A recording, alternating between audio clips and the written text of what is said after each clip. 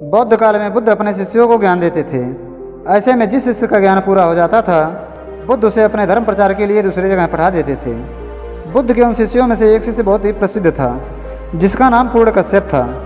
बुद्ध द्वारा दिए गए उपदेशों को अपूर्ण रूप से ग्रहण कर लिया था, जिसके बाद उसका नाम पूर्णकश्यप हो गया। जब बुद्ध को उस शिष्य पर पूरा विश्वास हो गया, तब उन्होंने उस शिष्य से एक दिन कहे, हे पूर्णकश्यप, अब तुम्हें मेरे साथ जाने की ज़रूरत नहीं है। अब तुम्हारी शिक्षा पूरी हो गई है। आज तक तुमने मुझसे जो सीखा है, जो भी ज्ञान प्राप्त किया है, अब तुम गांव-गांव जाकर इसे फैलाओ, लोगों को ज्ञान दो, ताकि लोग दुखों से छुटकारा पाएं। पूर्णकश्यप कहा, बुद्ध, तब आप ही बता दीजिए कि मैं किस दिशा में जाऊं, किस दिशा में जाना मेरा उचित रहेगा। बुद्ध बोले, पूर्णकश्यप, अब तुम ज्ञानी हो गए हो, तुम अपना मार्ग चुनने में सक्षम हो गए हो, इसलिए अब मुझे बताने की ज़रूरत नहीं है। अब अपना मार्ग तुम स्वयं चुनो। पूर्णकश्यप बोला, तो फिर मैंने अपना मार्ग चुन लिया। अब मैं बिहार के सूखे नाम के एक गांव में जाऊंगा।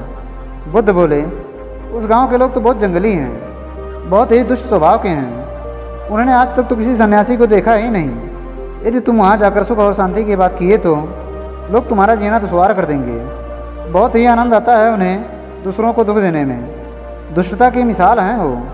पूर्णकश्यप बोला, महाराज, इसीलिए तो मैं वहाँ जाना चाहता हूँ। कब तक वहाँ के लोग दुखों में जिएंगे? कब तक दुष्टता का बोझ लिए अपने सर पर ढोएंगे? कब तक जंगली जीवन जिएंगे? किसी न किसी को तो वहाँ जाकर सुधार करना होगा, इसलिए उनको मेरी ज़रूरत है। अब मुझे जाने की आज्ञा दें। बुद्ध बोले, एक बार फिर से सोच लो, कहीं तुम्हें भी सफ़र में वापस ना आना पड़े और तुम्हारा काम अधूरा ना रह जाए। पूर्णकश्यप बोला, बुद्ध, जो सोचना था सोच लिया। अब मैं जाऊंगा तो उसी गांव में जाऊंगा। बुद्ध कहते हैं, ठीक है, पर वहां जाने से पहले तुम मुझे मेरे 3 प्रश्नों के उत्तर देना पड़ेगा, तभी मैं तुम्हें आज्ञा दे सकता हूँ। पूर्णकश्यप बोला, ठीक है बुद्ध, आप पूछ सकते हैं। बुद्ध बोले, पहला प्रश्न है, अगर वो लोग तुम्हारा अपमान करेंगे, तुम्हें गालियाँ देंगे, तो तुम्हारे मन में कैसा प्रश्न उठेगा? पूर्णकश्यप बोला, बुद्ध, अगर वो लोग मेरा अपमान करते हैं, गालियाँ देते हैं, तो मेरे मन में प्रसन्नता के भाव उठेंगे, क्योंकि वो लोग मुझे मार भी सकते थे, मुझे चोट पहुंचा सकते थे, पर उन्होंने ऐसा नहीं किया। इसका मतलब उनके अंदर आज भी कुछ ना कुछ अच्छाई छुपी हुई है। बुद्ध बोले, मेरा दूसरा प्रश्न है, लेकिन अगर वो लोग तुम्हें मारने ही लगे, तो चोट पहुंचाने लगे, तो तुम्हारे मन में कैसे विचार उठेंगे?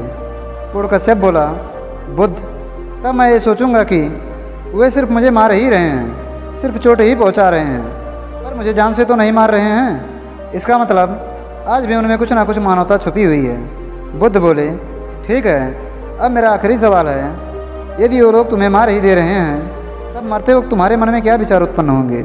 पूर्णकश्यप बोला, बुद्ध, आपने हमें दुखों से छुटकारा पाने का ज्ञान दिया है, अब आप ही इस प्रकार का प्रश्न पूछ रहे हैं। फिर भी चलो मैं बता दे रहा हूँ। उस समय मेरे मन में ये विचार आएगा कि मैं तो एक भाग्यशाली व्यक्ति हूँ, जिसे इन लोगों द्वारा मुझे उस जीवन से छुटकारा दिला दिया जिस जीवन में ना जाने कितनी गलतियां हो सकती थी। यह सुन बुद्ध बोले, पूर्णकश्यप, अब तुम जहाँ जाना चाहते हो वहाँ जाओ। अब तुम्हारा कोई कुछ नहीं बिगाड़ सकता, तुम्हारा कोई अपमान नहीं कर सकता, तुम्हें कोई मार नहीं सकता। पर ऐसा नहीं है कि लोग तुम्हें कुछ नहीं कहेंगे, तुम्हें मारेंगे नहीं, तुम्हारा अपमान नहीं करेंगे।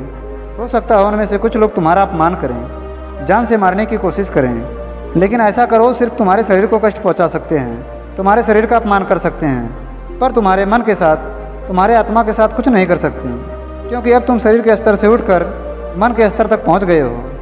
अपने मन में क्रोध लाना, घृणा करना, दूसरों से बैर करना, ये सब हमारा मन ही उत्पन्न करता है, जिसमें हमें शारीरिक व मानसिक दुख भोगना पड़ता है। यदि हम इनमें करुणा, दया और अहिंसा का भाव प्रकट करते हैं, तो हमें सुख और शांति का आभास होता है। मन में घृणा रखकर जीना नर्क में जीने के समान है, और मन में प्रेम रखकर जीना स्वर्ग में जीने के समान है। इस दुनिया में नर्क और स्वर्ग जैसा कोई स्थान नहीं है। यह हमें अपने मानसिक अवस्था के साथ यहीं भोगना पड़ता है। इसलिए हमें अपने मन में सदैव दया, करुणा और अहिंसा का भाव लेकर जीना चाहिए। समग्र में कहें तो हमें सदैव सकारात्मक सोच के साथ जीना चाहिए, क्योंकि सकारात्मक सोच का परिणाम सदैव सकारात्मक ही होता है।